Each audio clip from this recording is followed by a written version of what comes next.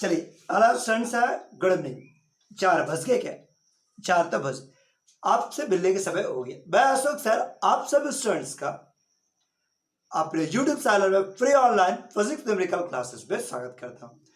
ठीक है, चलिए आज का क्लास हम लोग स्टार्ट कर रहे हैं। देखो अभी जो कल टॉपिक आपको भेजे थे वो इलेक्ट्रिक फील्ड के कैलकुलेशन पर बेस्ड था। क्या आप उसको देख लिए? क्या आप उसको ऑपरेट किए? इलेक्ट्रिकल फील्ड के कैलकुलेशन पर बेस्ड था। जो डायरेक्ट फॉर्मूला पर बेस्ट क्वेश्चन दिए थे, डायरेक्ट फॉर्मूला पर बेस्ट क्वेश्चन दिए थे। ठीक है, फॉर्मूला कहां से आया था? तो हम लोग पीछे थ्योरी में डिराइवेशन किए थे, कुछ डायरेक्ट सुपरपोजिशन प्रिंसिपल से और कुछ फिर आपका अड़ेगा इंटीग्रेशन के मदद से और कुछ गॉसेस थ्योरम के मदद से निकाल चुके थे। लेकिन आपको इलेक्ट्रिक फील्ड निकालने में गॉसेस थ्योरम पर डायरेक्ट भी क्वेश्चन आया जा सकता है, डायरेक्ट भी इलेक्ट्रिकल फील्ड निकालने से आ सकता है। ठीक है, बस तो आप उसको यूज करते हुए आज कुछ क्वेश्चन देखते हैं, ज्यादा नहीं दिखाएंगे, थोड़ा बहुत देखते हुए चलो।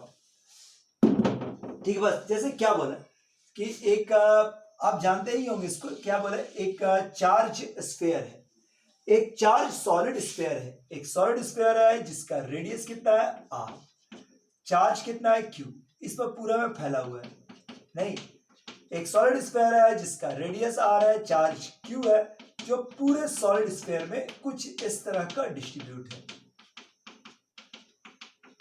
अड़ेगा और आपसे ये कहा जाए अड़ेगा कि सेंटर से r दूरी पर या r/2 दूरी पर इलेक्ट्रिकल फील्ड का मान निकालिए। ऐसे तो आपके पास डायरेक्ट फॉर्मूला ही है जिससे आप निकालना सीखे ही थे, कल भी सीखे थे, लेकिन तब भी आप गॉसेस थ्योरम का यूज करते हुए शुरू करो। अड़ेगा हम लोग के पास जो फॉर्मूला है वो केवल तब काम कर सकता है जब अंदर में चार्ज जो है डेंसिटी इक्वल है, कांस्टेंट है, चार्ज डेंसिटी बिल्कुल सेम है। लेकिन अगर चार्ज डेंसिटी वेरिएबल है तो आपको गॉसेस थ्योरम का मदद तो लेना ही पड़ेगा। तो हम उसी पर बेस्ट एक दो छोटे छोटे क्वेश्चन आपको दिखाना चाहेंगे आज। इसी कारण आप पहले इसको देखिए। क्या बोले कि एक इलेक्ट्रिकल फील्ड, ठीक है, एक चार्ज सॉलिड स्फीयर, इसका रेडियस कितना है r, चार्ज सॉलिड स्फीयर इसका रेडियस r है और इसका चार्ज डेंसिटी मतलब चार्ज पर यूनिट वॉल्यूम ये आपका क्या है 4/3 पाई r क्यूब, और ये कैसा है कांस्टेंट्स, ये कांस्टेंट है। आपसे कहा गया कि सेंटर से r/2 दूरी पर इलेक्ट्रिकल फील्ड निकाल दीजिए, सेंटर से r/2 दूरी पर इलेक्ट्रिकल फील्ड निकाल लीजिए। आप में से किसी को याद पढ़ने लगा होगा, थ्योरी में आप पढ़ के आए, ऐसे पढ़े थे ना, बस थ्योरी में इस तरह की चीज आप पढ़ के आए थे। कैसे बनाते थे, कैसे बनाते थे? तो यहां पर जब भी आपको किसी पॉइंट पर इलेक्ट्रिकल फील्ड निकालना है by using Gauss theorem, by using Gauss theorem, तो सर आपको बताए होंगे कि यहां पर एक गॉसियन सरफेस खींच लो जो कंसीडर पॉइंट से होता हुआ जाएगा कि draw a Gaussian surface passing through the point P, passing through the consider point P, अड़ेगा and which is mostly symmetrical.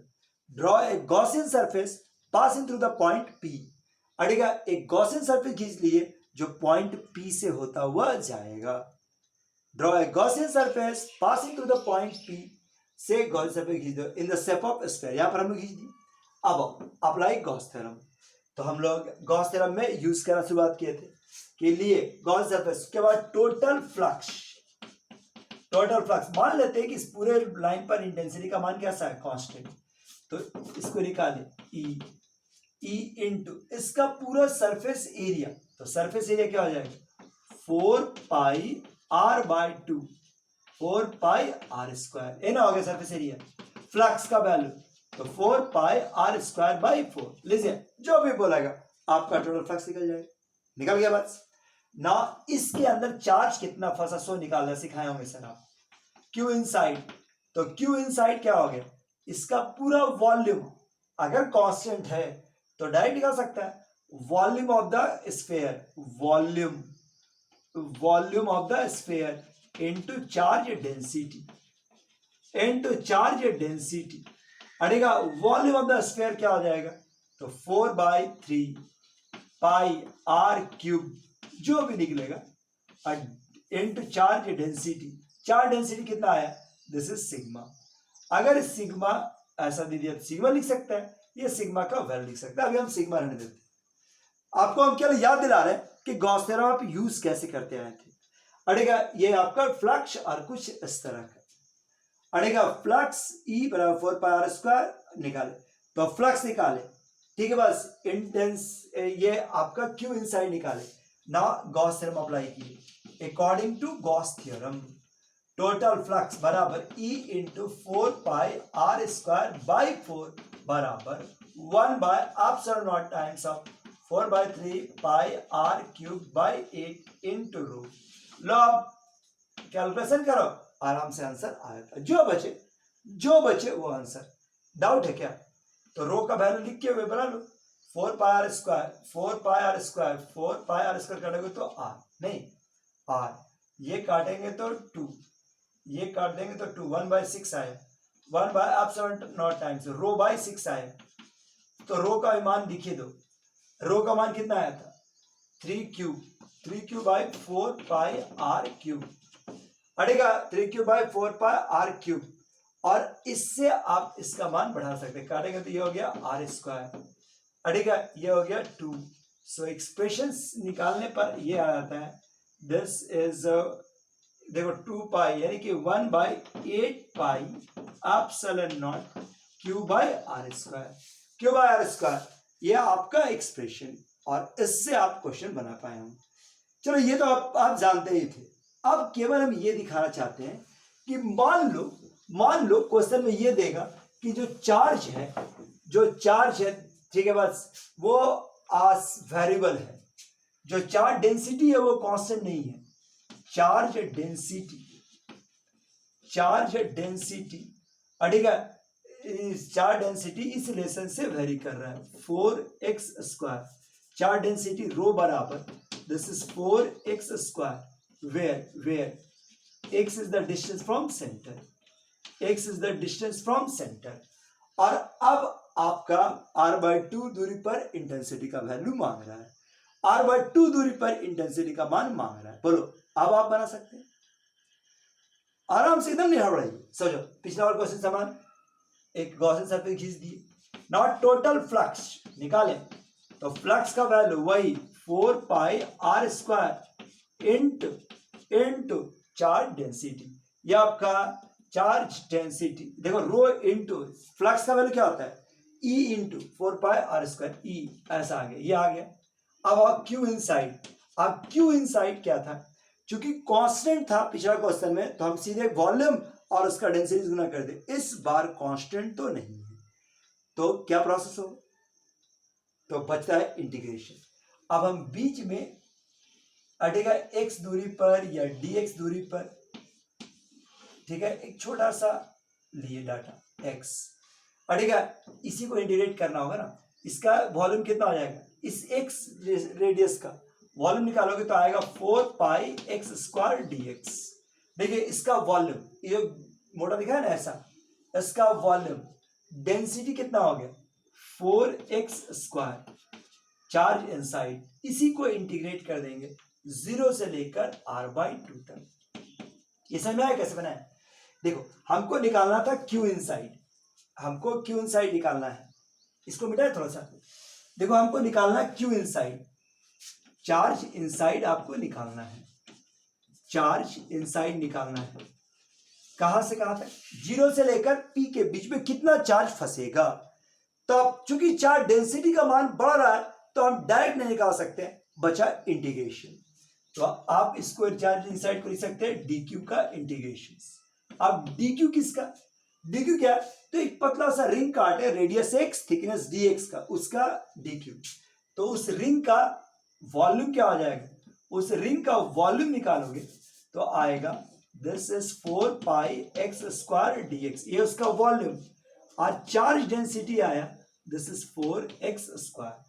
लो अब इसी को इंटीग्रेट कर दे, जहां तक जरूरत पड़ेगा, यहां से 0 से r/2 जरूरत है, तो 0 से r/2 के बीच में इंटीग्रेट कर दी। सो कितना हो गया 16 पाई r का पावर 5 बाई 5, लिमिट्स हो गया 0 से r/2, और ये आप आराम से कैलकुलेशन कर सकते हैं। r/2 का पावर 4 यानी r का पावर 5 बाई 32 माइनस 0, ये आपका चार्ज इनसाइड निकल गया। अब बाकी प्रोसेस वही पिछला क्वेश्चन समान, चार्ज इनसाइड निकाल लिए गए थे। नाउ फ्लक्स अभी जस्ट निकाले थे, फ्लक्स कितना आया था 4 pi r square r by r square into E. Now according to Gauss theorem, according to Gauss theorem, अगर हम गॉस थ्योरम से यूज करें तो क्या आएगा 4 pi r square by 4 into ई बराबर 16 पाई बाई 5 इनटू आर का पावर 5 बाई 32। लीजिए इस कैलकुलेशन से आप इंटेंसिटी का वैल्यू बहुत ही आसानी से निकाल सकते हैं। इस टर्म्स के मदद से इंटेंसिटी का वैल्यू बहुत ही आसानी से आप निकाल सकते हैं।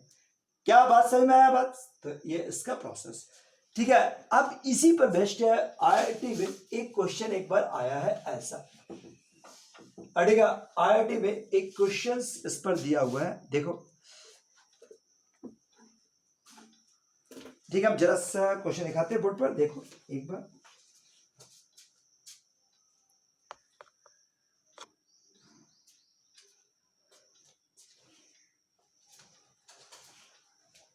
एक क्वेश्चन देखो, आईआईटी में क्वेश्चन जो ना हेवी क्वेश्चन नहीं होता है, बस केवल आप जानते कि आप पढ़े हैं या रट रहे हैं, आप समझे या रट रहे हैं, आपको क्वेश्चन पढ़ने की एबिलिटी क्या है।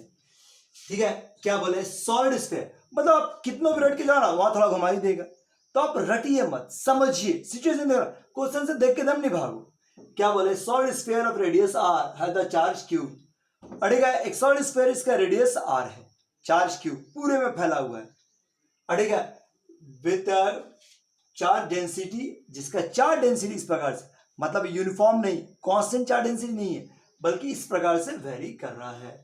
अड़ेगा if the electric field at r by 2 दूरी पर जो इलेक्ट्रिकल फील्ड है वो r दूरी पर इलेक्ट्रिकल फील्ड का 1/8 टाइम्स है, तो क्वेश्चन कहता है कि फाइंड ए का मान निकाले। एक बार स्क्रीनशॉट ले लो, क्वेश्चन बोर्ड मिटाएंगे उसके बाद देखना। चलो देखिए कोई एक क्वेश्चन क्या है समझो। एक स्फीयर है, एक सॉलिड स्फीयर है, रेडियस आर, रेडियस आर, ठीक है। अब इस पर चार्ज फैला हुआ है, लेकिन आप कांस्टेंट चार्ज डेंसिटी कांस्टेंट नहीं है बल्कि वेरिएबल है। अब 2 पॉइंट पर इंटेंसिटी निकाला गया है, 2 पॉइंट पर, एक P पर और एक Q पर, ये दूरी r/2 है और ये r है, ठीक है। P और का जो इंटेंसिटी है वो 1/8 times of intensity at Q। आपसे ये कह रहा है कि जो चार्ज डेंसिटी यहाँ पर साथ में चार्ज डेंसिटी दिया हुआ है K इंटू आर का पावर A, तो बताइए A का वैल्यू क्या है।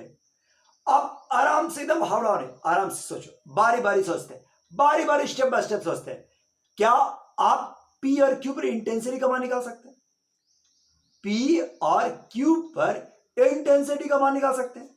चलो हम मेहनत करते हैं तेरे साथ, एक एक करते हैं। सबसे पहले P पर आते हैं, P पर, ठीक है, calculation of EP, calculation of EP, intensity at P।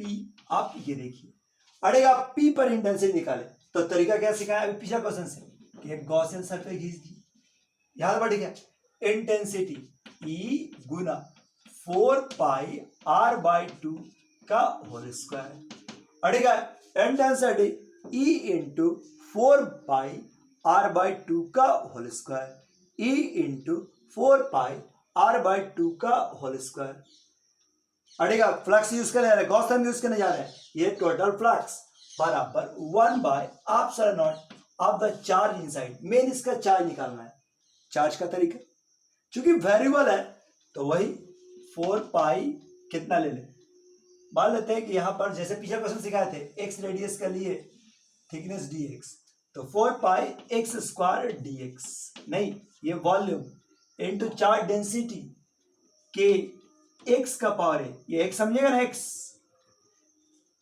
दूरी x लिए इससे x, अगर r लोगे तो यहां हम लोग का आ जाएगा, जो लेने का इच्छा ले लो, उसे कोई अंतर नहीं पड़ता मैथ्स को। r का पावर है, लिमिट्स कितना 0 से r/2। लो ये समझ आ रहा, मतलब बीच में छोटा सा स्फीयर लिए जिसका रेडियस है r, radius r, thickness dr, तो उसका वॉल्यूम और चार्ज डेंसिटी, उसका वॉल्यूम और चार्ज डेंसिटी ये निकाले और इसी को पूरा इंटीग्रेट कर दिया r/2 में, तो यहां तक में टोटल चार्ज फंसा हुआ निकल जाएगा। सो 4 पाई r²/4 बराबर 1/ε0, क्या कांस्टेंट हो जाएगा 4 पाई r का पावर 2 +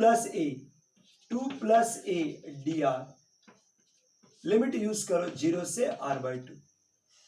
ठीक है, एक क्वेश्चन से एकदम परेशान होने का बात नहीं है, आराम से समय दीजिए क्वेश्चन को।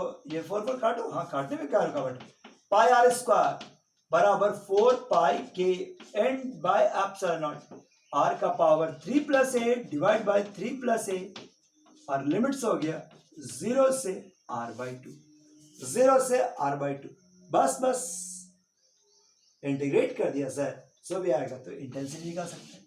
सो EP into pi r² 4 pi k/ε0, 3 + a constant बाहर, r/2 का पावर 3/3 + a, लीजिए r/2 का पावर 3 + a, यही आपका वैल्यू आ गया। So intensity at point P बराबर 4 पाई k अड़ेगा pi r² ε0 3 + a into r का पावर 3 + a और 2 to the power 3 + a, लीजिए इतना मेहनत करके आपको हम इंटेंसिटी एट पॉइंट P निकाल दिए। क्या याद बढ़ गया, इंटेंसिटी एट पॉइंट P निकल गया। अब आओ क्या जरूरत है, इंटेंसिटी एट पॉइंट Q अड़ेगा ना, EQ का कैलकुलेशन ऑफ EQ अड़ेगा, कैलकुलेशन ऑफ E का Q अड़ेगा, EQ का कैलकुलेशन समझो अड़ेगा, नाउ कैलकुलेशन ऑफ EQ। अब EQ का कैलकुलेशन से समझो, ध्यान देना, EQ का कैलकुलेशन तरीका क्या होगा, फिर से वही अड़ेगा, EQ का कैलकुलेशन करने जा रहे हैं, फिर से वही क्वेश्चन क्या आना चाहिए, according to Gauss theorem E गुना 4 पाई r², इधर right side plus left side plus लिखते हैं, राइट साइड चार्ज, क्या इसको इंटीग्रेशन का जरूरत है, अगर कोई दूसरा रेडियस रहता या कम रहता तो करते इंटीग्रेशन, लेकिन इसके अंदर तो पूरा चार्ज फंस गया, इसके अंतर्गत तो पूरा चार्ज खुद से आ ही रहा है, ठीक है, इसके अंतर्गत यह छोड़ो इंटीग्रेशन कर ही लेते हैं, लो 4 पाई x² इंटू r का power 4 pi r² into r का power a अड़ेगा 4 pi r² dr into r का पावर a, लिमिट्स हो गया 0 to r और बटा ε0, जैसा होता है ये हो गया EQ इंटू 4 पाई r², देखिए 4 पाई ε0 r का power 3 + a divide by 3 + a whole to the power 0 to r।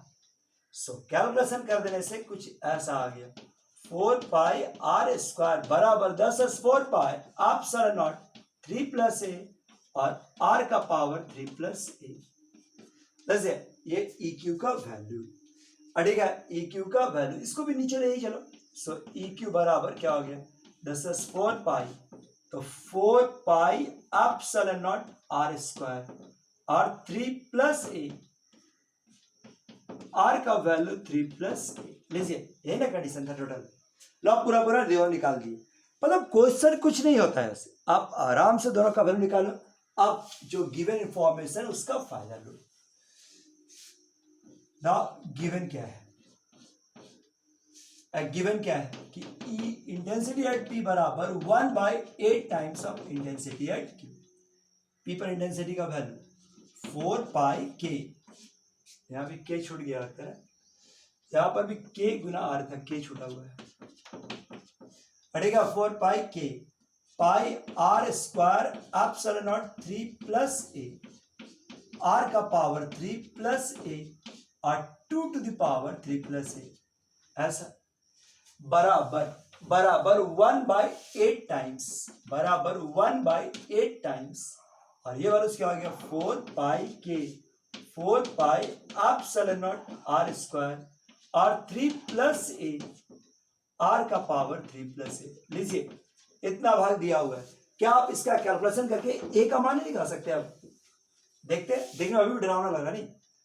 तो pi r square epsilon naught cancel, 3 + a cancel, अड़ेगा आर का पावर 3 + a कैंसिल, के से के कैंसिल, 4 पाई से 4 पाई कैंसिल, क्या क्या बचा यहाँ पर 1/2 3 + a और 1/8 अड़ेगा 2 3 + a, देख लो। और तो कुछ बचा 1/8 4 पाई, यहाँ पे एक तो 4 बचा होगा ना, 4 ये वाला पाई एप्सिलॉन कट है, ये हो गया 4 ऐसा। सो 2 का पावर 3 + a बराबर ये हो गया 8 के 32, 1/32 यानी 2 to the power 5। So 3 + a अड़ेगा 3 + a बराबर 5। सो a का मान क्या आ गया 2। So result is 2। क्या यहां तक बैठे? क्या क्वेश्चन कॉम्प्लेक्स नहीं है, आराम से शांत दिमाग से बनाओगे तो बन सकता है। ठीक है, आज का टॉपिक इतना ही रहने दिया सर, फिर नेक्स्ट है अगला टॉपिक सर वेट करेंगे। ठीक है, थैंक यू।